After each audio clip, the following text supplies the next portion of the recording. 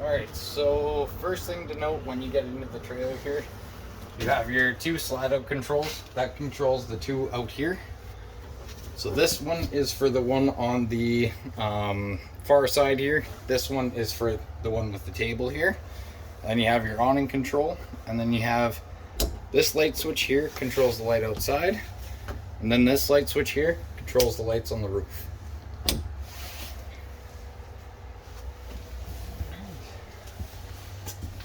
So at the back of your trailer here, you have this switch here, which controls the TV glide. You just push up and the TV starts to pop up.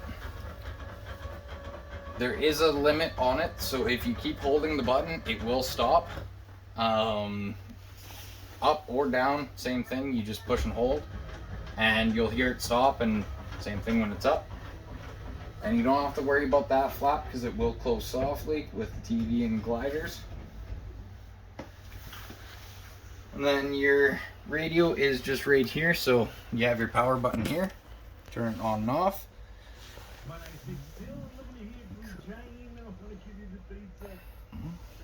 Pretty simple there. You have AM, FM. I don't think there's any Bluetooth on this one. But you do have a DVD player, or not a DVD player, but a CD player if you ever have any CDs.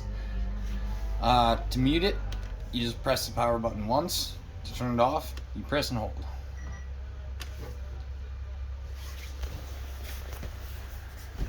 Here is if you ever have a smaller TV you want to plug in, a 12 volt TV, you can plug it right into there, and there's a little breaker on there. You can turn it on and off.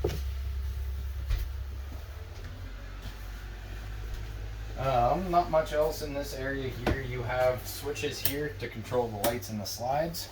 One there and one over in this corner here. Does all three lights up top there. Here is your heat and AC control. So right now, cool. You have cool, fan, off, and then heat. And then you have your auto switch and your high-low fan switch here. I always recommend to keep it on auto because then it'll kick itself off when it doesn't need it anymore. Right underneath it here, you have your control panel here, so you check your levels. So you have your battery, your fresh tank, black, and gray. You press and hold on each button there, and it tells you exactly what's going on there. And here you have your water pump switch. You know it's on when the red light is on. And then you have your gas electric water heater. So you can switch them both on if you wanted to. If not, you can just have the electric on.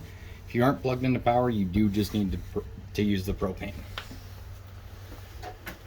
Right underneath it here, again, you have your breaker and fuse panel here. So breaker is very self-explanatory. If they ever break, you just turn them all the way off and then back on. With the fuses, there's red lights in each side corresponding with each fuse. If the fuse pops, the red LED comes on and you know exactly what's going on because the red light's on. And you can see it right through here. So you never really have to guess which fuse you're pulling. And then right underneath it, again, you have your propane gas detector. So if you ever get a propane leak, this will detect it, and it's super, super loud. So you'll never have to worry about it not waking you up. Getting into the bathroom area here, you have two switches here. One is for the fan, and then one is just for the lights. Here you have a little lock here. So you just take that off to the side and then you just pull the door open there. Shower is pretty self-explanatory. You have hot and cold. You do have a button up here so you can turn the water completely off to the shower head, but you don't touch the tap, so you keep your temperature, but you don't waste any water by hitting a switch there. Here is one of your main plugs to worry about. So this is your main ground fault plug. So if any of the plugs fail here, it'll just it'll trip and then you just reset it there. You do have a door here to get into the bedroom, and then you also have a door just around the corner there. So getting into the bedroom area here, you have your nice big closet area, and then under here, this lifts up and you have tons of storage under there as well. Here is the main light switch for the bedroom. And then just up here you have, it's reinforced so you can mount up a TV just right there. And then you have your plugs and your cable inlet there. This is for the closet slide there. So you just, essentially, you hit the button in and it starts coming in.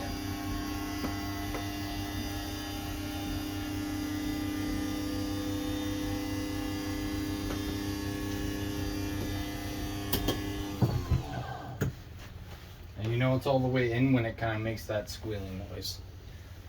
But tons of room in the bedroom here. Your fire exit you can use as a normal window. You just take this out of the clip there, push it out, and there's a little notch that the red handle sits in. Just like that. And if you ever need to, you just push this out all the way and then rip that out.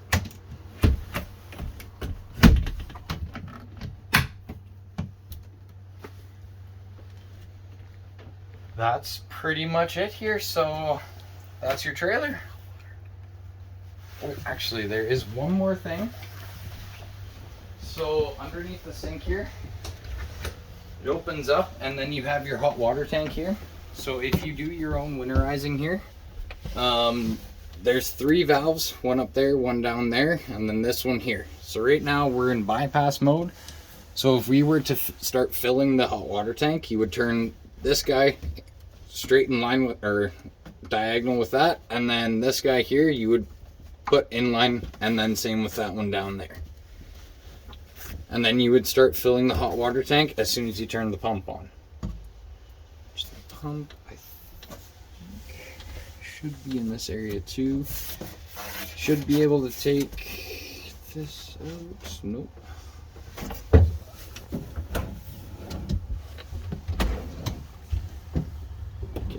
Pump is not in this area here.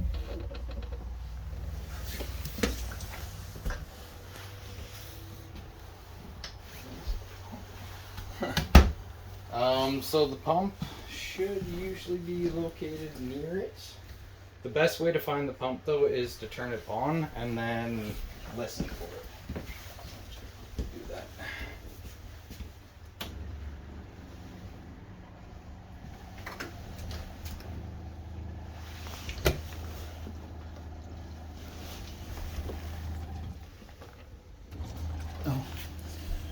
It's behind this access panel. Okay. So you're right behind this access panel here. You have 4 screws there. And you can take this right out and your pump is right behind there. There should be a valve on it. You turn it in line with the other hose there and it should just go to nothing because that's your suction line to get the antifreeze to the system. Yeah, that's pretty much it. Perfect. All right, hopefully this is good enough for you. If we missed something here, just let us know. For your fridge, you have auto. So as soon as you plug in, you got power, fridge will turn on. If not, it'll automatically switch to gas. Or you can directly go to gas and then pick your temperatures. Which one thing about this as well, always make sure you fire it up on gas first and have it at the lowest temperature so it can fire up and get the propane to it. Because if you don't do this, it won't actually work if you're on auto and you say you lose power. It won't automatically switch over to gas because the gas won't be up there.